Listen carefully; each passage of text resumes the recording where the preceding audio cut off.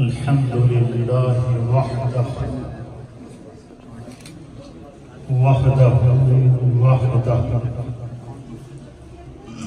لا شريك له أزلي أبدي لا أول له ولا آخر له والصلاة والسلام على من لا نبي بعده وعلى كل من صحبه وتبعه بإحسان بعده. أما بعد فأعوذ بالله من الشيطان الرجيم. بسم الله الرحمن الرحيم. ورفعنا لك ذكرك. آمنت بالله وصدق الله مولانا العظيم وصدق رسوله النبي الأمين الكريم. إن الله وملائكته يصلون على النبي يا أيها الذين آمنوا صلوا عليه وسلموا تسليما. اللهم صل وسلم على سيد الأنبياء والمرسلين وعلى آله الطيبين وأصحابه الطاهرين أجمعين. الصلاة والسلام عليك يا سيدي يا رسول الله وعلى آلك وأصحابك يا سيدي يا حبيب الله. حمد و صلاة کے بعد نہایت ہی محترم محترم حضرت علامہ پیر سید جابر حسین شاہ صاحب دامت برکاتہ العالیہ، حضرت علامہ محمد قذافی صاحب محی الدین اسلامک یونیورسٹی شعبہ اسلامک درس نظامی کے معلمین و معلمات، عزیز طلباء کرام و طالبات، آج آپ تمام اہل محبت اور محی الدین اسلامک یونیورسٹی کے اندر یہ خوبصورت مقابلہ حسن و قرات و نعت اور میلاد پاک کی یہ بابرکت مجلس شیخ حضور شیخ العالم قائد تحریک تحفظ ناموس رسالت حضرت علامہ الحاج پیر محمد علاء الدین صاحب صدیقی رحمت اللہ تعالی علیہ اور اس پورے گلستان کی بہار و مہک اور جس نام سے یہ یونیورسٹی، کالجز اور دینی ادارے چار دھام عالم میں دین کو زندگی بخش رہے ہیں.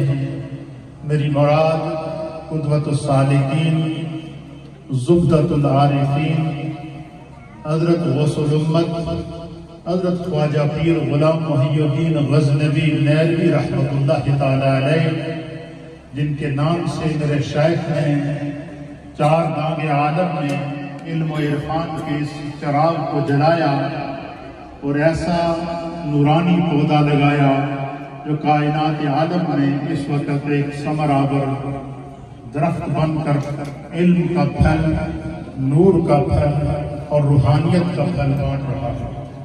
اس موقع پر اس پورے قافلے کے سالار چانسلر محی الدین اسلامک یونیورسٹی نہریہ شریف، پیر طریقت، رہبر شریعت، مبلغ اسلام حضرت علامہ ڈاکٹر پیر محمد سلطان العارفین صاحب صدیقی، سجادہ نشین دربار عالیہ نہریہ شریف آزاد کشمیر کو ہدیہ تبریک پیش کرتا ہوں کہ حضور شیخ العالم کا لگایا ہوا یہ گلستان ہر طرف نعمت اور نور، علم و عرفان کے پھول بکھیر رہا ہے.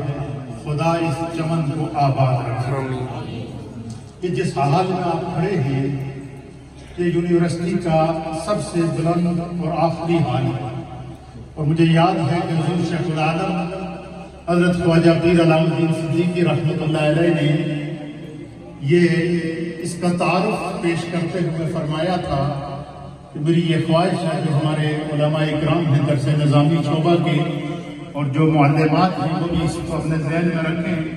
آپ فرمایا کرتے تھے کہ جب اس یونیورسٹی کے اندر درس نظامی کا شعبہ شروع ہوگا اور طلباء اور طالبات جب درجہ اولا سے ترقی کرتے کرتے مختلف درجات کو طے کرتے ہوئے جب دورہ حدیث شریف میں پہنچیں گے تو ان کی آخری کلاس دورہ حدیث کی اس حال میں لگاؤں گا اور یہاں سے انہیں دستار دے کر سند دے کر پھر جب آگے چلاؤں گا.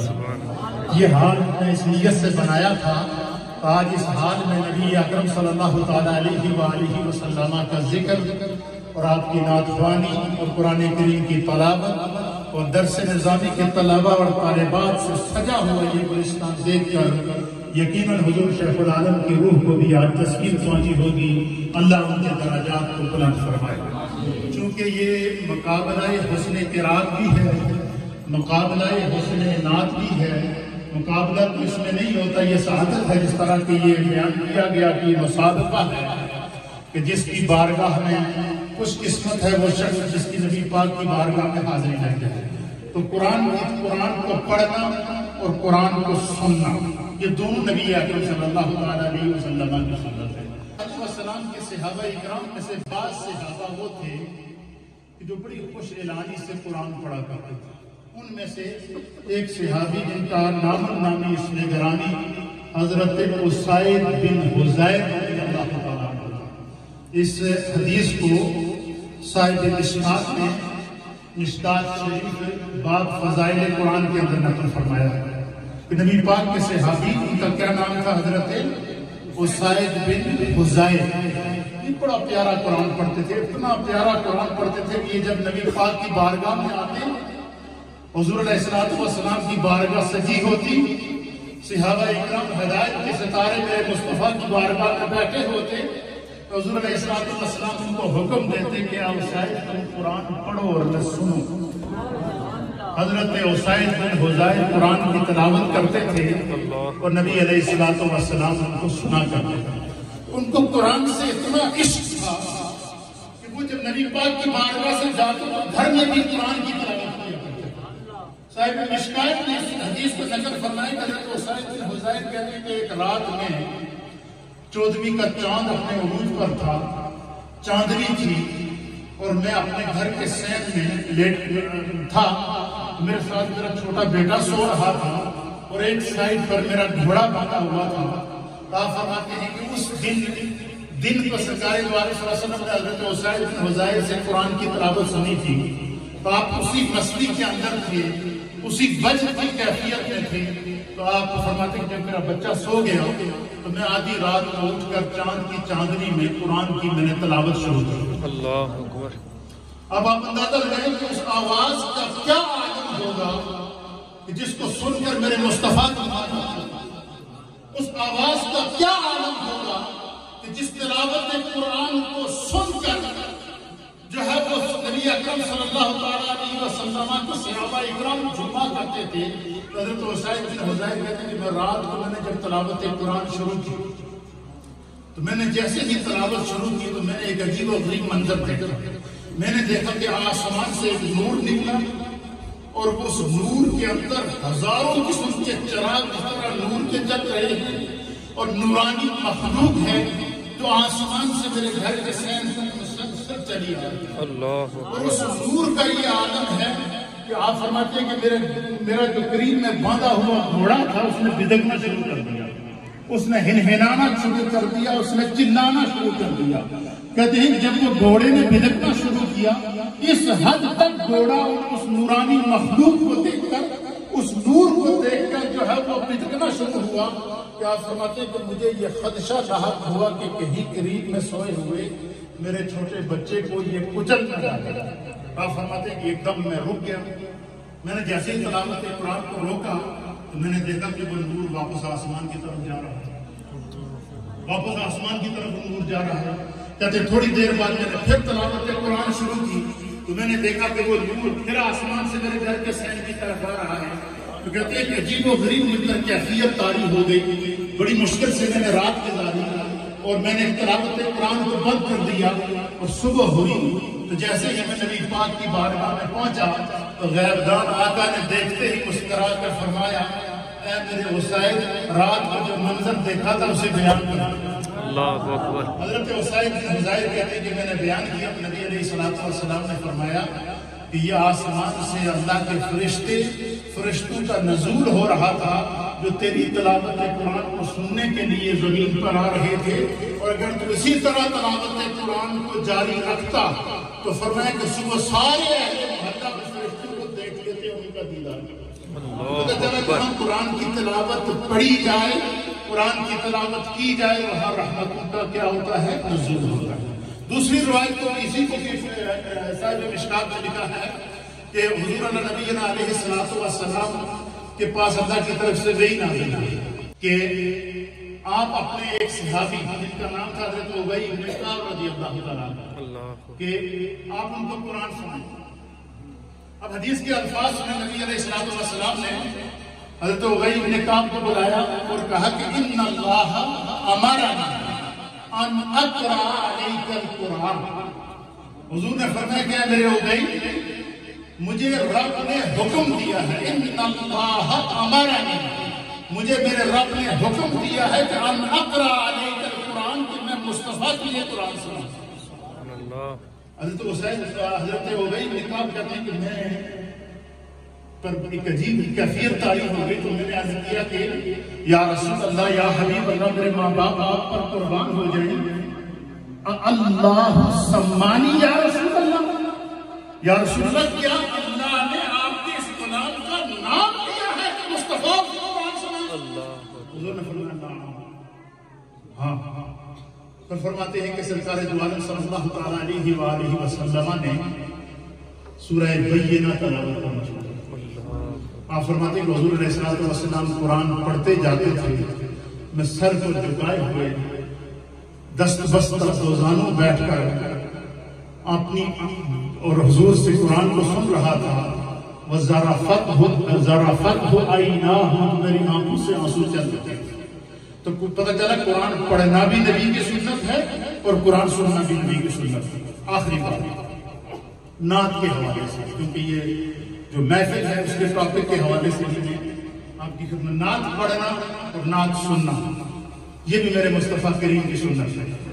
حضور نبی علیہ السلام کے ایک عظیم صحابی تھے جن کا نام تھا حضرت قیس بن عبداللہ رضی اللہ عنہ. کیا نام تھا؟ قیس بن عبداللہ. ان کو نابغائے جاتی کے نام سے یہ مشہور تھے. اور یہ جب نبی پاک کی بارگاہ میں آتے تو بڑے خوش اعلانی سے نبی پاک کی نعت پڑھا کرتا تھا اور حضور ان کو حکم دیتے تھے کہ میری نعت پڑھو اور وہ سنا کرتے تھے. اسی طریقے سے حضور نبی علیہ السلام کے ایک صحابی تھے جن کا نام تھا حضرت عبداللہ بن رواحہ رضی اللہ تعالیٰ عنہ. جب فتح مکہ کا موقع تھا اور ہزاروں صحابہ مصطفیٰ کریم کے ساتھ جا رہے تھے تو حضور علیہ السلام نے فتح کا جھنڈا حضرت عبداللہ بن رواحہ کو دیا اور سرکار نے فرمایا میرے آگے آگے چلو اور نعتیہ اشعار پڑھتے چلتے. اور وہ خوش اعلانی سے مصطفیٰ کریم کی نعت پڑھتے جاتے تھے اور صحابہ اکرام کا قافلہ مصطفیٰ کی معیت میں مکہ مدینہ سے مکہ کی طرف چل رہا تھا. اسی طریقے سے حضور نبی علیہ السلام کے صحابی حضرت حسان بن ثابت رضی اللہ تعالیٰ عنہ, وہ جب میرے مصطفیٰ کریم کی بارگاہ میں نعت پڑھا کرتے تھے تو ایک روایت کے مطابق حضور علیہ السلام نے ان کے لیے منبر بچھایا کہ منبر پر بیٹھ کر میری نعت پڑھو, اور وہ حضور کے سامنے انہوں نے نعت مصطفیٰ کو پیش کیا. تو آپ نبی علیہ السلام کے صحابی حضرت نابغائے جاتی یہ جب حضور علیہ السلام کی نعت پڑھتے تھے تو حضور علیہ السلام کی نعت سن کر جمعہ کرتے تھے. ایک دفعہ حضور علیہ السلام, جس کو امام ابو داؤد نے نقل فرمایا ہے اور دیگر محدثین میں امام بہقی نے اس کو نقل فرمایا ہے کہ حضرت نابغائے جاتی نبی پاک کی بارگاہ میں حاضر ہوئے تو حضور نے فرمایا کہ اے میرے عبداللہ, اے میرے قیس, اے نابغائے جاتی, ذرا مجھے میری نعت سناؤ. انہوں نے سرکار دو عالم صلی اللہ علیہ وسلم کی نعت پڑھی. وہ نعت پڑھتے گئے, حضور علیہ السلام نعت سن بھی رہے تھے اور جھوم بھی رہے تھے. جب وہ نعت پڑھ کے فارغ ہوئے تو سرکار دو عالم صلی اللہ تعالیٰ علیہ وآلہ وسلم نے انہیں 3 دعائیں دی، جس کو الاصابہ کے اندر فی سیر الصحابہ کے اندر حضرت نابغہ جادی کے حالات کے اندر یہ بات واقعہ باقاعدہ صاحب اصابہ نے فرمایا۔ جب حضور کی نعت پڑھ کے فارغ ہوئے تو حضور نے 3 دعائیں دی۔ سرکار نے سب سے پہلی دعا دی کہ اضحک اللہ السنہ، اے میری نعت پڑھنے والے میرے غلام، خدا تمہارے دانتوں کو سلامت رکھے۔ اس کا معنی کیا ہے؟ اس حدیث کی شرح کے اندر محدثین نے لکھا، اس کا معنی ہے کہ سرکار نے ان کو دعا دی کہ جس منہ سے میری نعت پڑھتا ہے خدا تمہیں اس کو سلامت رکھے۔ حضور نے ان کو دعا دی کہ اضحک اللہ السنہ، کہ جس منہ سے تو میری نعت پڑھتا ہے خدا تیرے دانتوں کو سلامت رکھے۔ حضرت صاحب اصابہ نے لکھا ہے کہ نبی علیہ السلام کی یہ دعا ان کے حق میں اتنی قبول ہوئی کہ اللہ تعالیٰ نے انہیں 132 سال عمر عطا فرمائی اور 132 سال میں ان کے سارے دانت سلامت ہوئے۔ اور جب وہ سرکار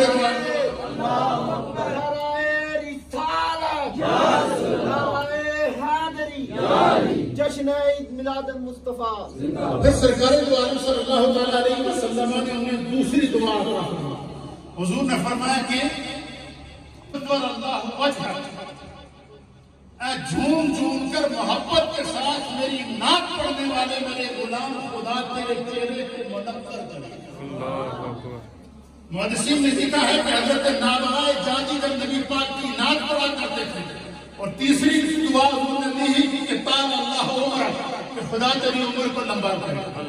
اب اس دعا کو لکھنے کے بعد صاحب اصابہ نے ان کی زندگی پر تبصرہ کیا ہے کہ تینوں دعائیں نبی پاک کے اس ثناخوان کے حق میں نبی کی تینوں دعائیں قبول ہوئی۔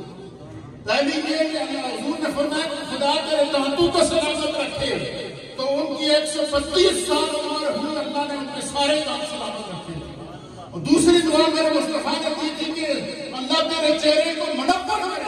فرماتے ہیں جب حضور علیہ السلام کی نعت پڑھتے تھے تو ان کے چہرے پر ایسی نورانی کیفیت طاری ہوتی تھی کہ اس کی مثال دیتے ہیں کہ جس طرح پہاڑوں پر برف پڑی ہو، اور صبح صبح جب سورج نکلے، سورج کی کرن جب برف کے اوپر پڑے تو اس کی طرف بندہ آنکھ بھر کے نہیں دیکھ سکتا۔ کہتے ہیں کہ حضرت نابغہ جادی جب نبی پاک کی نعت پڑھتے تھے تو ان پر ایسی نورانی کیفیت طاری ہوتی تھی کہ ان کے چہرے کو آنکھ بھر کے دیکھ نہیں سکتے تھے۔ اور تیسری دعا میرے مصطفیٰ کریم نے انہیں یہ عطا فرمائی تھی کہ اللہ تمہیں لمبی عمر عطا فرمائے، تو خدا نے انہیں 132 سال یا اس سے کم عمر عطا فرمائی۔ تو یہ نبی پاک کی نعت پڑھنا اور سننا یہ بھی نبی کی سنت، قرآن کی تلاوت کو پڑھنا اور سننا یہ بھی نبی کی سنت۔